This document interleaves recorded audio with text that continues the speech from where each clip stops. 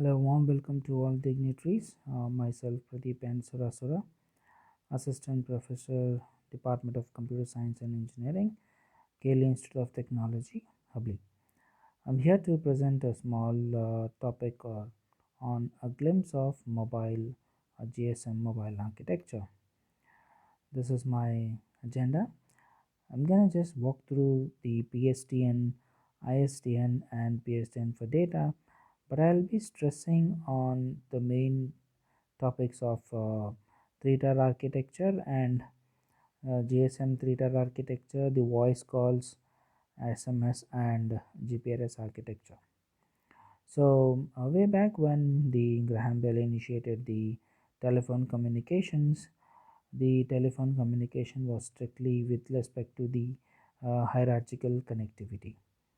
And slowly moving on, when internet evolved, um, public data network or ISDN initiated, where anybody who wants to access internet, strictly they need to have the ISDN connectivity, or leased line was, or telephone network or telephone was compulsory. So slowly, how could they access the PSTN from data is, um, the landline is connected to a modem to the exchange office, from exchange office to the PDN. So slowly, when mobiles initiated or mobiles evolved, there were different mobile phones with different manufacturing capabilities, and different services were available.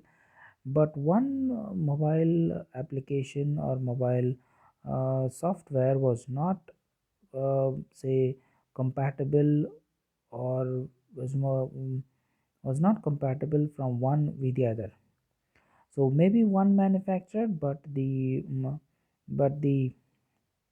uh, say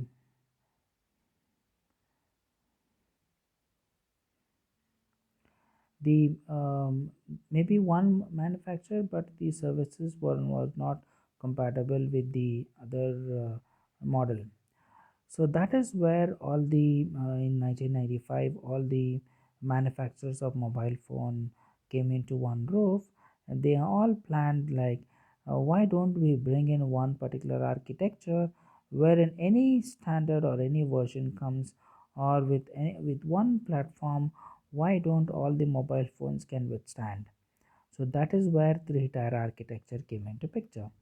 So three-tier architecture says, it's a three-tier architecture. First is presentation tier, application tier, or also called as middleware, and the data tier.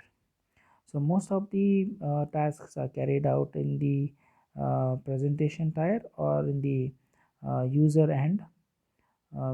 User end holds only limited functionalities, but most of the functionalities are carried out through the application tier or middleware, where most of all the functionalities are carried out. Before we talk in detail about the architecture, some abbreviations like International Switching Center, Operation System Maintenance, Gateway Switching Center, but some main thing are is Mobile Switching Center, or mobile station, sorry, main station, visitors location register, home location register, equipment identity register, authentication center, base station controller, base station transceiver. These are very very important. So how exactly the things are connected? So the first and foremost comes is the user part, that is mobile station. Mobile station is the combination of mobile phone and SIM card. So mobile station, with a simple piece of antenna in the mobile phone, and the mobile phone is connected, is will be residing in one cell. The cell is the geographical location of one small region of the base station. So base station holds multiple or number of cells. Each cell is hexagonal in shape, and in each hexagonal cell the mobile station resides. In one cell there may be multiple um, mobile stations also.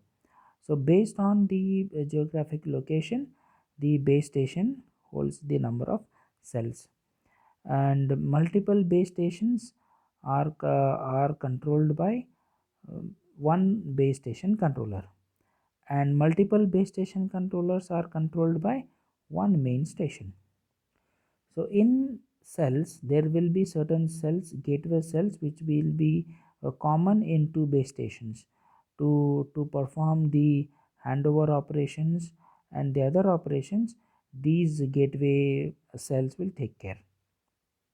So most of the component are lies, or most of the functionality lies in main station or mobile switching center. In mobile switching center or main station holds the main operations like operations support subsystem, HLR, home location register, visitors location register, authentication center. Home location register says whether it is the user's profile. Visitors location is the location at which particular cell the mobile station is residing. Authentication center just to verify the authentication of the users. And from main station, the other way connectivity is towards the landline or ISDN and to the public data network. Actually gateway should be shown here, gateway is not shown. So through mobile switching center, through gateway you will be connecting to other PSTN, ISDN and other networks. So these mobile switching centers or main station or base station controller and base stations are fixed. These are geographically fixed, and only thing your mobile station will be moving. So there are two words to be understood. One is handover and one more is roaming. So handover is the process of handing over the resources of users profile to the base station. So imagine if one person is moving in one base station and moves on to the next base station, the user's profile has to be handed over from one base station to the other base station. That process is called as handover. So handing over has to be done in hard handover or in a soft handover. In hard handover, if the person is in call, the call may terminate. In a soft handoff, the call will not terminate. One more concept is roaming concept. So if the person belongs to home or state, he will be holding a permanent ID. If the person is gone out of the state, in we say roaming, in that roaming the person will be receiving a temporary ID. So subscriber will issue a temporary ID or permanent ID based on the location. In this again you have horizontal roaming and vertical roaming. So if you are a BSNL user, if you go to other state, if BSNL only is providing you the service at that state, then it is horizontal roaming. If you have if you are one service provider is giving you service in one state, if you go to other state, if there is another service provider giving you service, then you say it is a vertical roaming. So coming to the main part, how exactly the voice calls are connected in the GSM network. So first and foremost, the user's authentication should be verified. So to check the user's authentication or verification, the first and foremost call initiated will from the mobile station. From mobile station, it will transmit to base station, from base station to controller, from controller to main station. In main station, the information is passed on to HLR to verify whether this information is correct or not. So there, after taking the information from HLR, authentication center will check all the information and get back to the main station stating from this VLR the information is correct. So from main station, a call connects to the other main station of the recipient. So from main centers, the other main centers of the recipient will be connected through through a gateway or through a network. So that from that main station, um, from main station, recipient HLR will be verified. From HLR verification, visitor's location will be identified. From visitor's location register, the request is passed on to base station controller, from controller to base station. From base station, the mobile users information is also have to be verified. Their equipment identity register will be checked. Also the authentication is also checked. Once all that uh, procedure completes, the call initiates and the call will be associated for the the communication process. So in same way, how exactly the SMS connects? See, from these things are also same, like from mobile station, base station to controller, from controller to main station. From main station, you will be redirected to servicing mobile switching center that is connected to one gateway.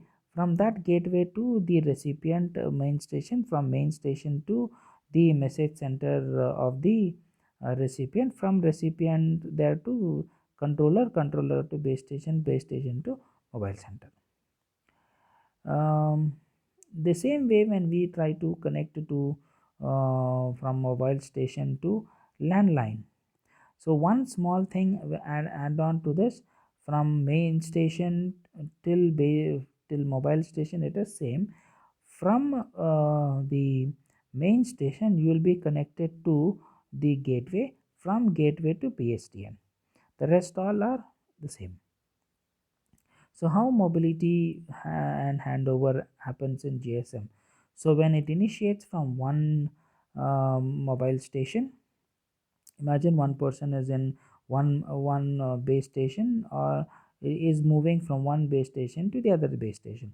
So automatically what happens, the HLR information is being extracted and sent to the main station. So main station will hold the information, like it will change, okay, from this location to the other location he's been shifting. So when that shifts, there is a change of cell information from one visitor's to location to the other visitor's location. On that case, handover will happen, stating that the user was in this particular base station, is moved on to the other base station, and in that other base station the user's profile will be copied, and same way the location is also be changed. If the person is moving on, is in different state, say permanent ID will be changed to temporary ID, or vice versa, based on the user's location. If he belong to same state, then he will have a permanent ID. If he belongs to roaming state, then he will have a temporary ID. So moving on to one last topic is on GPRS architecture. In GPRS architecture, most of the functionalities attached to the main station, the rest all are the same. So in for main station, we observe certain functionalities are added, like the packet control unit, or your GPRS gateway servicing node. uh, from main station, one gateway is attached, that through that gateway your PDN is connected.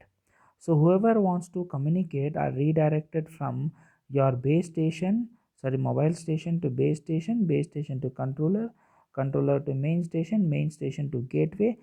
Through gateway you will be passing to your PDN. So in your main station or mobile switching center, you will be having the functionalities like packet control unit, or billing and number of packet count, or what is the how the speed is, how the channels are being taken care, how many nodes are active at one particular point, how many channels can be allocated for data. All these functionalities are carried out in your main stations. So till the base station, from the gateway, all it is the backbone network through which the network all the data will be continuously passing. The major advantage in latest say 3G or 4G, we see that the channels which are free and which are not in use, they can be utilized for data transmission. So the main purpose of this three-tier architecture is this architecture is more generalized, and it can withstand any generation of say maybe 1G, 2G, any G comes, this architecture will withstand in order to give the service. So there will not be any say burden overhead on the say service providers to maintain the investment of the base stations. So to cut down the cost of base stations investment, this kind of architecture is suitable. So I thank all the organizers, and I thank you for the opportunity. Thank you so much. Have a great day. Thank you.